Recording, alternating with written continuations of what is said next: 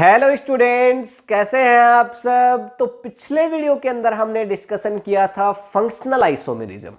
अगर आपने अभी तक वो वीडियो नहीं देखा है तो ऊपर आई बटन पे लिंक है, वहां से जाकर के आप उस वीडियो को देख सकते हैं। आज के वीडियो के अंदर हम डिस्कशन करेंगे कंबसन रिएक्शन। हम आईपीएससी नेम को डिटेल में स्टडी कर चुके हैं, वो वीडियो नहीं देखा आप वो भी देख सकते हैं। इसके बाद हमने फिर आइसोमेरिज्म को स्टडी किया था और अब यहाँ पे हम स्टार्ट कर रहे हैं डिफरेंट टाइप्स की जो रिएक्शन आपकी बुक में है, जैसे कंबसन रिएक्शन है, ऑक्सीडेशन है। ये दोनों तो आज की वीडियो में हम पढ़ेंगे। फिर नेक्स्ट में हम देखेंगे जैसे पेट्रोलियम है वो कैसे बनता है, वो भी आपका है। उसके बाद फिर हम नेक्स्ट वीडियो के अंदर देखेंगे कि जो एडिशन रिएक्शन है वो क्या है, सब्स्टिट्यूशन रिएक्शन है वो क्या है। तो स्टार्ट कर रहे हैं। तो जो पहली रिएक्शन है आपकी वो है कंबसन रिएक्शन। कंबसन का मतलब क्या होता है, देखिए इसको समझते हैं। सबसे पहली बात, कंबसन का मतलब होता है दहन। जैसे आपने सुना होगा होलिका दहन, आप सभी को होली का पर्व है वो पता होगा। होली के दिन हम क्या करते हैं, बहुत सारी जो लकड़ियां हैं वो रख के एक तरह से हम कहते हैं कि जो होलिका है उसको उसका दहन किया जाता है, उसको जलाया जाता है। तो कंबसन का जो मतलब है वो क्या होता है, दहन होता है, यानी जलाना। ठीक, अब जब आप जलाएंगे किसको, अब हम कार्बन से रिलेटेड पढ़ रहे हैं ये चैप्टर, तो इसमें कंबसन किसका होगा, कार्बन का होगा या फिर हाइड्रोकार्बन का होगा। हमने यहाँ पे क्या पढ़ा था, सैचुरेटेड हाइड्रोकार्बन पढ़ा था, अनसैचुरेटेड हाइड्रोकार्बन पढ़ा था। तो या तो हम कार्बन को जलाएंगे या फिर दूसरा हम किसको जलाएंगे, या फिर हम हाइड्रोकार्बन्स को जलाएंगे जिसमें हाइड्रोजन भी होगा और कार्बन भी होगा। अच्छा, जलाना जो प्रोसेस है वो एक तरह से क्या है, ऑक्सीडेशन। भाई बिना ऑक्सीजन के क्या किसी सब्सटेंस को कभी जलाया जा सकता है, नहीं जलाया जा सकता। तो अगर हमें कंबसन करना है तो हमें ऑक्सीजन की रिक्वायरमेंट होगी। ठीक, तो अगर कार्बन को जलाते हैं तो ऑक्सीजन से रिएक्शन होगी, तो C प्लस O2 क्या बन जाएगा, CO2। सिंपली यही तो बनेगा आपके पास, C प्लस O2 और क्या बन जाएगा, CO2। मतलब हमने क्या किया, कार्बन को जलाया। हमने ये आपके पास क्या है, ये है कार्बन। तो हमने कार्बन को बर्न किया, ऑक्सीजन की प्रेजेंस में किया, ऑक्सीजन गैस की प्रेजेंस में इसको बर्न किया और क्या बन गई, कार्बन डाइऑक्साइड। इसको हम क्या कहेंगे, कंबसन कहेंगे, किसका, कार्बन का। यानी सिंपली एक आपके पास कोई भी एक एलिमेंट है, कोई भी एक सब्सटेंस है, उसको आप ले रहे हैं और ऑक्सीजन की प्रेजेंस में आप उसको जला रहे हैं, उसका दहन कर रहे हैं, और उसके बाद आपके पास बन जा रही है कार्बन डाइऑक्साइड, वाटर और साथ में बहुत सारी हीट। जब एक पेपर का टुकड़ा लीजिए, पेपर का टुकड़ा नॉर्मली क्या है, कार्बन ही है, उसको जलाइए। जलाएंगे तो क्या उसमें हीट नहीं निकलेगी, हीट तो रिलीज होगी, बहुत सारी जो उसमें आग निकलेगी तो हीट तो रिलीज होगी ना फ्लेम के साथ। तो ये जो हीट रिलीज हो रही है, साथ ही इसमें कार्बन डाइऑक्साइड रिलीज हो रही है और वाटर भी रिलीज होगा जब हाइड्रोकार्बन को आप जलाएंगे। तो इससे इसी रिएक्शन को हम क्या कह देते हैं, कंबसन कह देते हैं, यानी दहन कह देते हैं। जैसे कि नॉर्मली हमारे पास कार्बन है, तो ये मैंने राइट डाउन किया यहां पे कार्बन, और कार्बन को किसकी प्रेजेंस के बिना नहीं जला सकते हैं, ऑक्सीजन की प्रेजेंस के बिना नहीं जला सकते हैं। तो ये हमारे पास कार्बन था और इसके साथ ऑक्सीजन की रिएक्शन होगी और क्या बनेगा, कार्बन डाइऑक्साइड, ये बन जाएगा। और साथ में बताओ क्या निकलेगी, बहुत सारी हीट, और यहां पे साथ में क्या आ जाएगा, लाइट भी आ जाएगी। ये हो गई हमारे पास लाइट। तो यहाँ पे ही कार्बन डाइऑक्साइड, हीट और लाइट ही हमारे पास हो गई है जब हमने कार्बन को जलाया। एक तरीके से हमने क्या किया, एडिशन ऑफ ऑक्सीजन क्या होता है, ऑक्सीडेशन। ये हम पढ़ चुके हैं पहले फर्स्ट चैप्टर में। ऑक्सीजन ऐड हुई कार्बन में और यहाँ पे ऑक्सीजन का ऐड होना ऑक्सीडेशन होता है, तो इसका मतलब इसका ऑक्सीडेशन हो गया। तो यहाँ पे जब कार्बन के साथ ऑक्सीजन जुड़ी तो क्या बन गया, कार्बन डाइऑक्साइड। लेकिन जब यहाँ पे हाइड्रोकार्बन होता, भाई ये चैप्टर में हम क्या पढ़ रहे हैं, या तो कार्बन या हाइड्रोकार्बन, ये चीजें पढ़ रहे हैं। तो यहाँ पे अगर मैं हाइड्रोकार्बन लूं जैसे कि मेथेन CH4, ये एक हाइड्रोकार्बन है भाई, ऐसा कंपाउंड जिसमें हाइड्रोजन भी हो और कार्बन भी हो, ऐसे कंपाउंड को आप क्या बोलेंगे, हाइड्रोकार्बन बोलेंगे।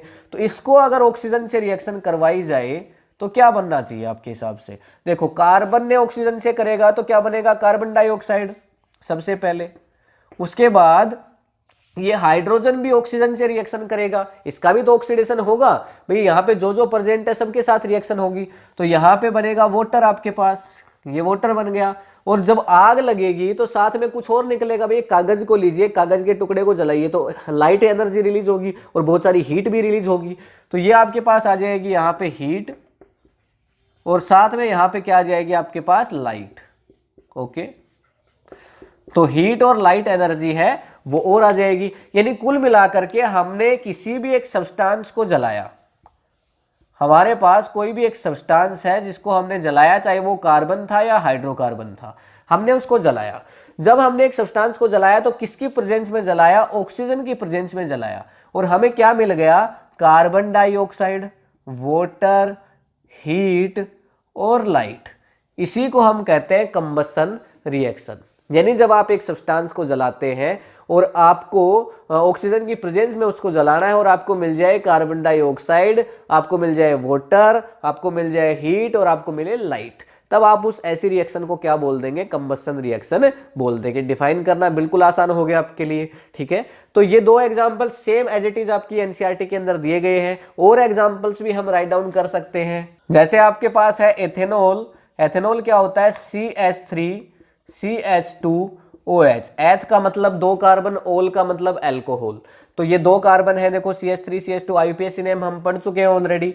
तो ये एथेनॉल है। एथेनॉल को जलाना है, मतलब इसका ऑक्सीडेशन करना है। ऑक्सीजन के साथ इसकी रिएक्शन होगी। देखो ये ऑक्सीजन के साथ रिएक्शन हुई, क्या बनना चाहिए? पहले तो कार्बन से ऑक्सीजन की रिएक्शन होगी तो कार्बन डाइऑक्साइड बनेगी, ये बन गई कार्बन डाइऑक्साइड। फिर क्या बनेगा? हाइड्रोजन से रिएक्शन होगी तो वाटर बनेगा, तो यहाँ पे बन गया H2O। और फिर सेम चीज बन जाएगी, बहुत सारी हीट, और फिर बाद में हमारे पास आ जाएगी लाइट। ओके, जब यहाँ पे जब किसी ऑब्जेक्ट को जलाएंगे तो रोशनी तो होगी, हमारे पास लाइट एनर्जी तो आएगी। तो मतलब यहाँ पे एक और एग्जांपल, ये सेम, ये यहाँ पे देखिए एग्जांपल नंबर 1, एग्जांपल नंबर 2, और ये क्या है? नेचुरल गैस है, मेथेन है, बर्निंग ऑफ मेथेन। एग्जाम में पूछा भी गया है कई बार। और ये तीसरा, ये आपके पास है तीसरा एग्जांपल। ये तीनों आपकी एनसीईआरटी में है। हमने एथेनॉल लिया, ये हमने एथेनॉल लिया, ऑक्सीजन के साथ हमने इसकी रिएक्शन करवाई, क्या मिल गई? कार्बन डाइऑक्साइड, वाटर, हीट और लाइट। इसका मतलब ये कंबसन हो गया। हमारी डेफिनेशन को बिल्कुल सूट करती है। एक सब्सटेंस को लो, उसको जलाओ, ऑक्सीजन के साथ रिएक्शन होगी, जलेगी तो, और क्या मिल जाएगी? कार्बन डाइऑक्साइड, वाटर, हीट और लाइट। और इसी को हम क्या बोल रहे हैं? कंबसन। तो ये तीनों ही कंबसन रिएक्शन के एग्जाम्पल हो गए हैं हमारे पास, सिंपल। अब हाइड्रोकार्बन्स भी आपके पास दो टाइप के हो सकते हैं। एक सैचुरेटेड हाइड्रोकार्बन्स हो सकते हैं, एक अनसैचुरेटेड हाइड्रोकार्बन्स हो सकते हैं। दोनों को हम पढ़ चुके हैं। जब सैचुरेटेड हाइड्रोकार्बन को आप जलाते हो तो बिल्कुल क्लियर फ्लेम के साथ जलते हैं, यानी बड़ा अच्छे से जलते हैं। आप एक चीज देखना, जब एक ऐसे फ्यूल को जलाओगे ना, जब जो अच्छे से पूरी तरह से बर्न हो जाएगा, तो वहां पे आपको धुआं नजर नहीं आएगा, स्मोक कभी भी नजर नहीं आएगा।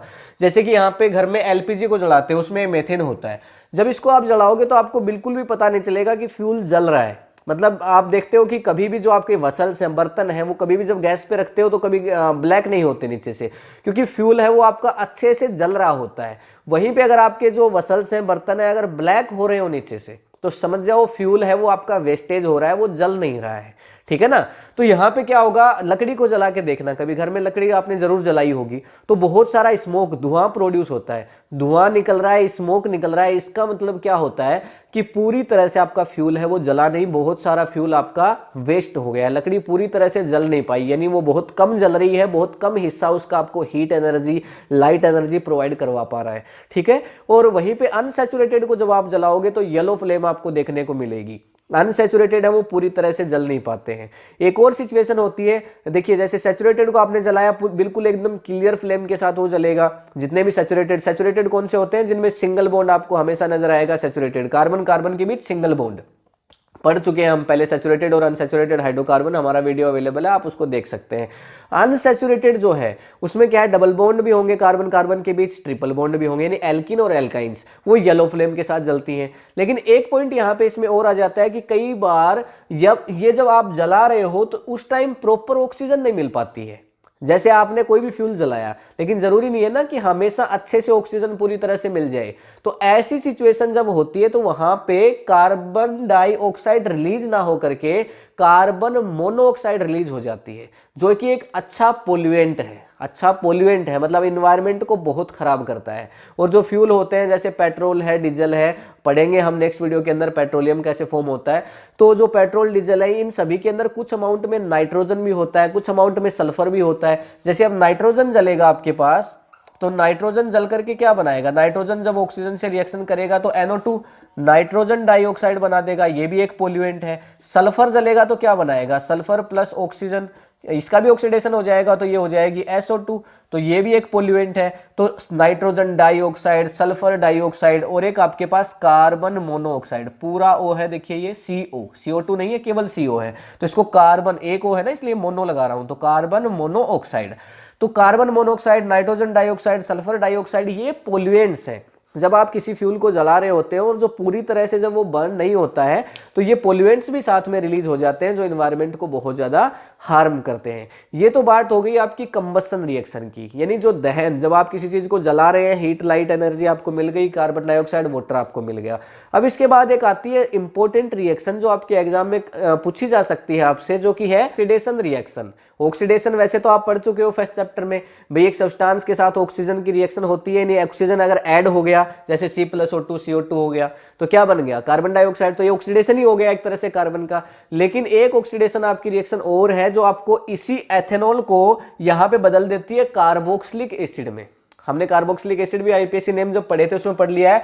तो ये जो एथेनॉल है इसको बदल दिया जाता है किसमें, इसको बदल दिया जाता है CH3COOH। वो रिएक्शन भी आपसे पूछी जाती है, तो वो कैसे होता है देखिए, उसको हम देखते हैं। एक बार स्क्रीनशॉट आप लेना चाहें तो ले सकते हैं। तो देखिए कभी आपको इस तरह से लिख के क्वेश्चन मिल जाए CH3 CH2 और OH, ये तो एथेनॉल हो गया हमारा, और साथ में आपको मिल जाए एक एरो, और इस एरो पे लिखा हुआ मिले, ये क्वेश्चन पूछा जाता है, एक एरो पे लिखा हुआ मिले, जैसे एक तो यहाँ पे लिखा हुआ मिले पोटेशियम परमैंगनेट KMnO4, और साथ यहाँ पे हीट लिखी हुई मिले, इसको गर्म करेंगे, साथ ही यहाँ पे K2Cr2O7, ये क्या है आपके पास पोटेशियम डाइक्रोमेट, ये एसिडिफाइड पोटेशियम डाइक्रोमेट होता है, और ये एल्केलाइन है जो पोटेशियम परमैंगनेट, जिसको लाल दवा भी कहा जाता है, लाल दवा के नाम से भी जिसको जाना जाता है, ये है आपके पास पोटेशियम परमैंगनेट KMnO4। ये एल्केलाइन है, एल्केलाइन का मतलब कैसा होता है, बेसिक, एल्केलाइन, ये बेसिक नेचर का है अभी।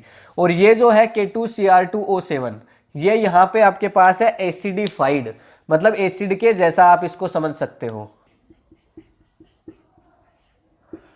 ये आपके पास एसिडिफाइड है। तो एसिडिफाइड और साथ में यहां पे क्या हो जाएगी, हीट हो जाएगी यहां पे। और तो ऐसा अगर कभी आपको लिखा हुआ मिल जाए और आपसे प्रोडक्ट पूछे, यहाँ पे KMnO4 है, पोटेशियम परमैंगनेट, और यहाँ पे पोटेशियम डाइक्रोमेट K2Cr2O7, इसको पोटेशियम डाइक्रोमेट कहा जाता है। तो ऐसा लिखा हुआ मिल जाए और बोले कि प्रोडक्ट क्या होगा हमें ये बताओ, तो सिंपली जो प्रोडक्ट आपके पास होगा वो कार्बोक्सिलिक एसिड होगा। ये एक तरह की ऑक्सीडेशन रिएक्शन ही है जो आपकी बुक के अंदर दी गई है। तो यहाँ पे जो प्रोडक्ट हमारे पास होगा देखिए वो क्या होगा, CH3, कार्बोक्सिलिक एसिड क्या होता है CH3, और ये हो गया COOH, ये आपके पास बन जाएगा आपका carboxylic acid. Okay, carboxylic acid हमने यहां पे लिया क्या था, देखिए हमने यहां पे लिया था, आप देख सकते हैं एथेनॉल हमने लिया था और बन गया क्या, कार्बोक्सिलिक एसिड।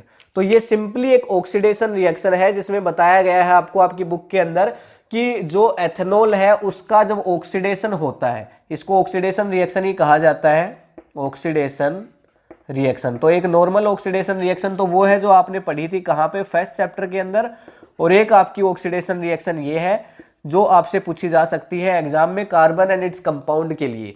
तो यहाँ पे जो आपके पास एथेनॉल है वो कन्वर्ट हो जाता है किसमें, कार्बोक्सिलिक एसिड में, किसकी प्रेजेंस में, पोटेशियम डाइक्रोमेट, ये तो हो गया पोटेशियम डाइक्रोमेट, ये पोटेशियम परमैंगनेट, यानी लाल दवा के नाम से भी इसको बुलाया जाता है, वाटर में डालते हैं जिसका बैक्टीरिया वगैरह को किल करने के लिए।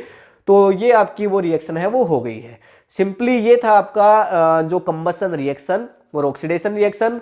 अब नेक्स्ट वीडियो के अंदर हम स्टडी करेंगे पेट्रोलियम के फॉर्मेशन के बारे में, छोटा सा कंसेप्ट आपके एनसीईआरटी में इसके बारे में दिया गया है। तो ये वीडियो अगर आपको इन्फॉर्मेटिव लगा है तो अपने फ्रेंड्स के साथ शेयर करिए, इस वीडियो को लाइक करिए, आपका अगर कोई क्वेश्चन है तो नीचे कमेंट कर सकते हैं आप, और बाकी अभी तक आपने इस चैनल को सब्सक्राइब नहीं किया है तो कर लीजिए, बेल आइकन को जरूर प्रेस करिए। मिलते हैं नेक्स्ट वीडियो में, तब तक के लिए thank you, have a nice day.